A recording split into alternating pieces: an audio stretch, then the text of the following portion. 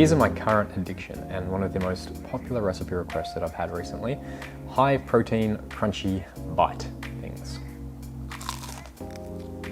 Super easy to make and very satisfying outcome. And just look at that. Look how meaty that looks. Although, there's no meat. For this recipe, very simple. All you need is some firm tofu, whatever spices you like. I'm using a bit of a curry powder today and some white pepper and some salt and some corn flour for that extra crunchy texture. So what we need to do to start with is get the tofu and squeeze it to get as much moisture out of this as possible to give us that super chewy, meaty kind of texture. So all I do is chop off an end there and give it a good squeeze to get as much liquid out as possible. Now after you've squeezed all the moisture out, you need to take this tofu, chuck it in the freezer, freeze it, and take it out, thaw it out, and squeeze it one more time to get all that extra little bit of liquid out of this. And that's probably the most annoying and hardest step to this whole recipe.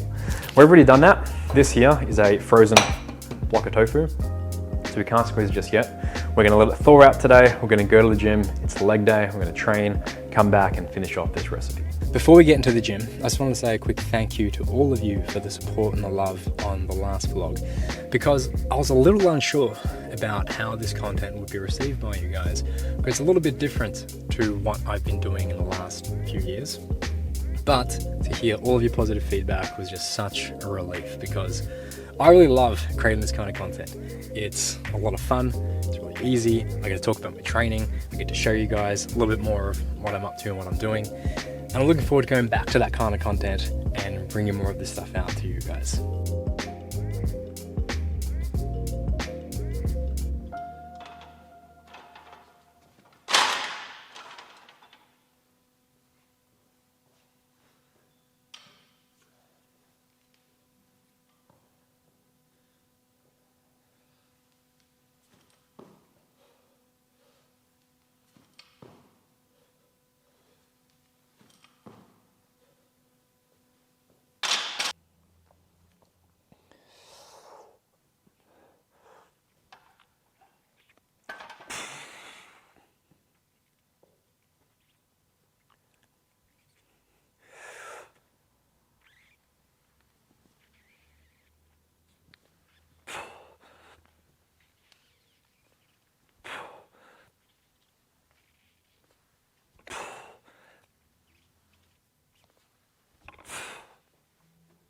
I'm really excited about today's leg day. I've been thinking about it for the entire week, in the back of my mind, since the last time I had leg day.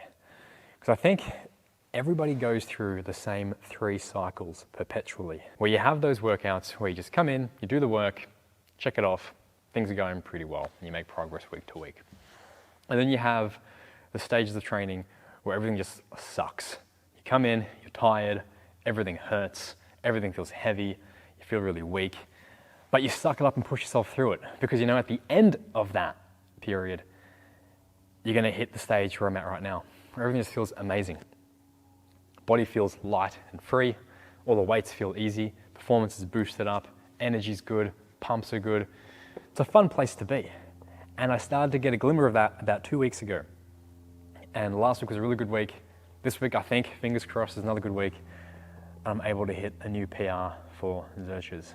That's on the cards today, but we'll see what actually plays out if I'm able to do it. I'm doing 105, then I'll do, and that'll just be for a warm-up. Then I'll do 110, which is my first work set for 2. That'll be equal PR from last week. Then we'll go from there. Maybe 115, maybe 120. But I want 5 total sets today of 2 reps. Anywhere between 110 to 120 would be good. Anything above 110 is a PR.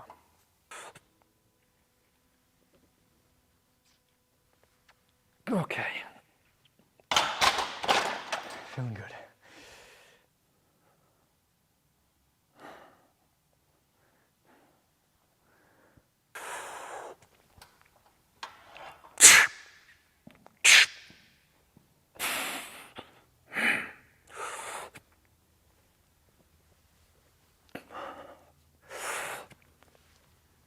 Oh.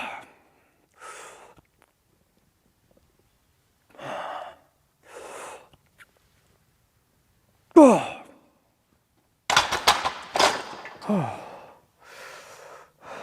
was good. Oh, got 3 more sets of it. So you'll be surprised just how natural and comfortable this position here feels to be carrying something. I mean, like, if I was carrying my daughter, I'm not gonna hold her down here by my legs and just drag her around.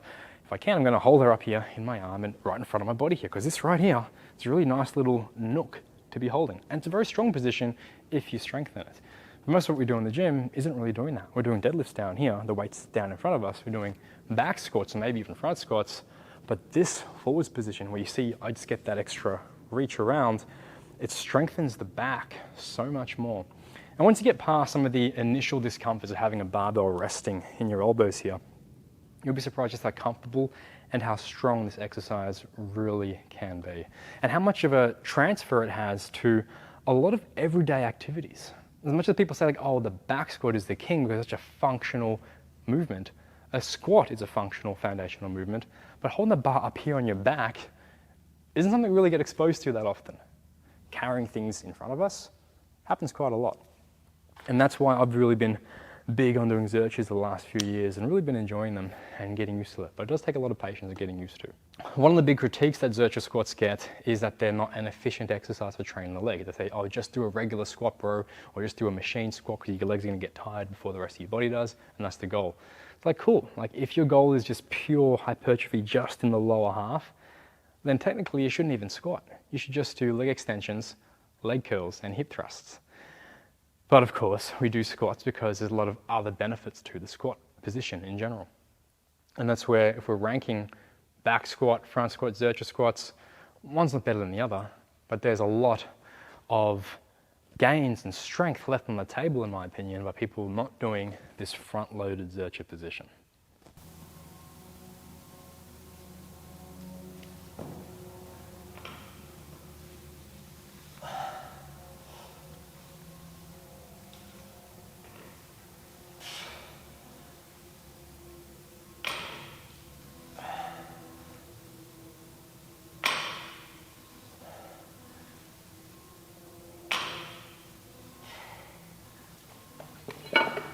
Next up, I'm doing a stiff leg deadlift.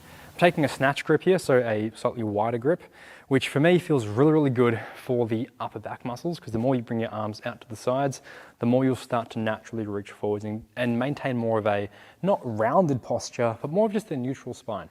I personally find when I go into a regular conventional grip, I start extending too much through my lower back and going out of that neutral zone, and my lower back starts to fatigue a lot more and I can't lock into my glutes and hamstrings as well, whereas snatch grip feels really good.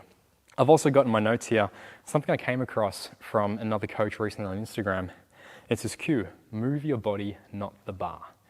And I don't know what it is. You know, like sometimes you can be doing something for so long and everybody gives you all this different advice and tips and techniques. And it's not until you hear just that one thing where everything starts to click into place, you're like, ah, oh, that's the cue. And everything just starts feeling really, really, really good. Well, for me, that was what it was.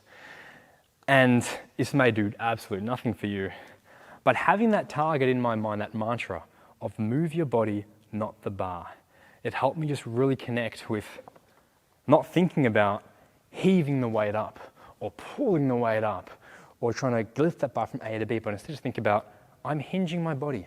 My body is bending, my body is moving, my hamstrings, my glutes, they're stretching out, and the bar is just coming along for the ride.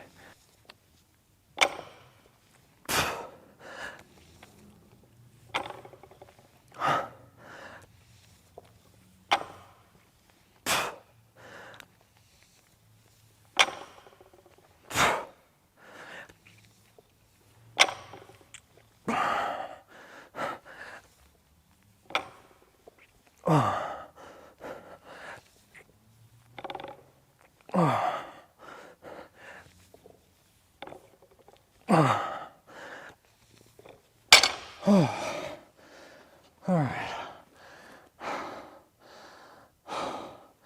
Hard work's over. Now we just have the easy part of the workout to get through.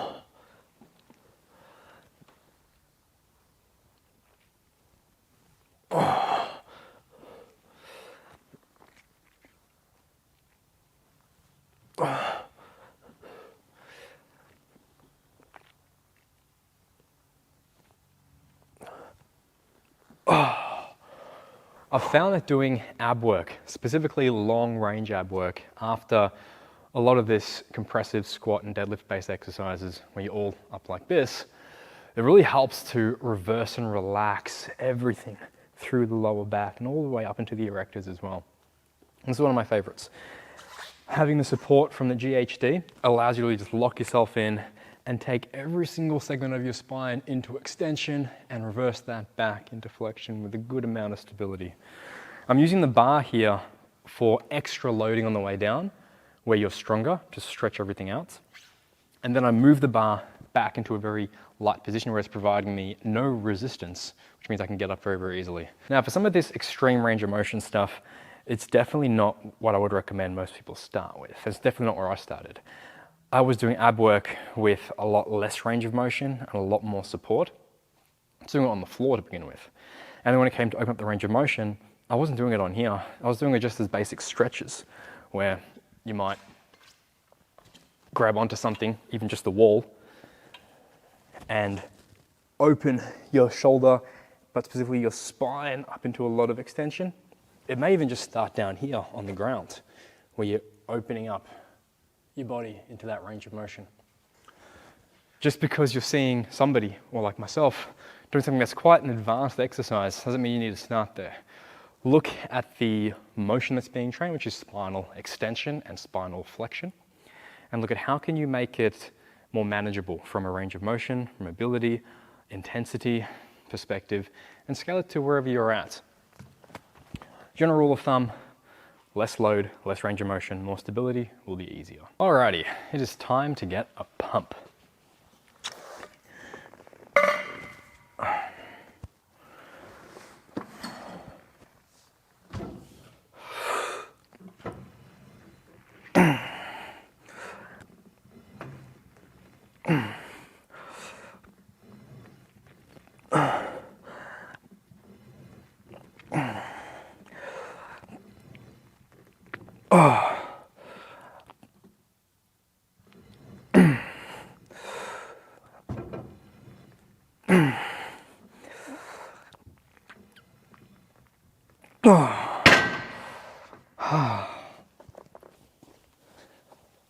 Last move of the day, nice and easy, we're doing some mobility work.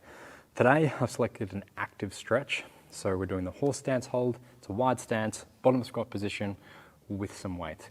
This is a difference to a passive stretch where, say for the adductors, I might be in more of this kind of frog stretch position on the ground, just hanging out, where I'll just be relaxing into the stretch. This is not about relaxing the stretch, this is about me resisting and contracting my muscles as hard as I can to resist them being pulled apart by this weight. So I'm gaining a lot of strength in the end range position. And I don't access this range on my squats, even though I'm doing pause squats. I don't access this range on any other exercise for that same kind of duration. That's what this helps to fill the gap for. The goal with this will be to increase the weight, but also increase the depth that I get and the range of motion that I put my feet into, so I can go into an even wider stance. And that will stress out these hip rotators and some of these deep hip muscles more and more and help with my mobility. If I was really trained for like my middle splits, I'd be doing other varieties of stretching as well. But this is more of like a maintenance thing, and it's kind of like a feel-good thing towards the end of the workout. Oh. Whew.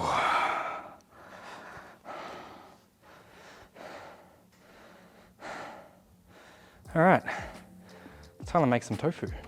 Ugh. Look at that. The middle is still actually a little bit frozen, but doesn't matter. Good enough. So I used to trim this up using a knife, but I found that tearing it maximizes the surface area and increases the adhesive ability of the spice mixture onto it. It's a little bit frozen still, but no big deal. There's gonna be like one or two pieces here that are a little bit more wet. That's all right. All right, done. So, next step, our spices. Let me just dry my hands. So you can probably work out an exact ratio for what you want to use of your spices. I just sort of eyeball it and hope for the best each time. It's a little bit of a exciting adventure. So I use maybe a couple of teaspoons of a random curry powder. I don't even know what curry powder this is. We have like 7 or 8 different types that Mum has gifted to me over the last year or so that we just slowly work through. Bit of white pepper for extra punch. Again, just sort of eyeballing things. Salt, put a generous amount of salt. And a little bit of corn flour. I haven't worked out the good ratio for this just yet to give it the maximum crunch factor, but that looked kind of right maybe. And just give that a mix. And then we're just gonna sprinkle it over and toss it through. And that is pretty much it.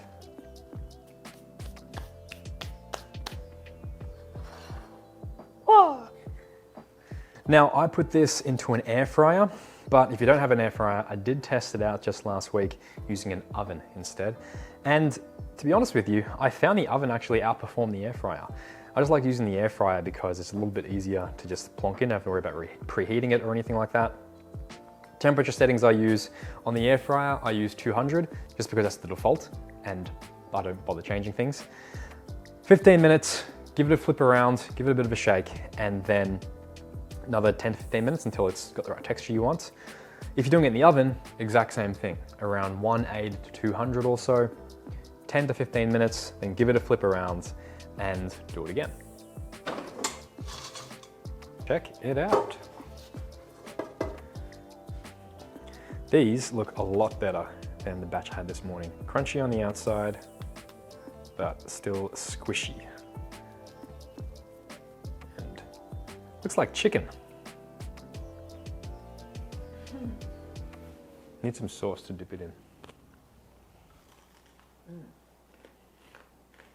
Good.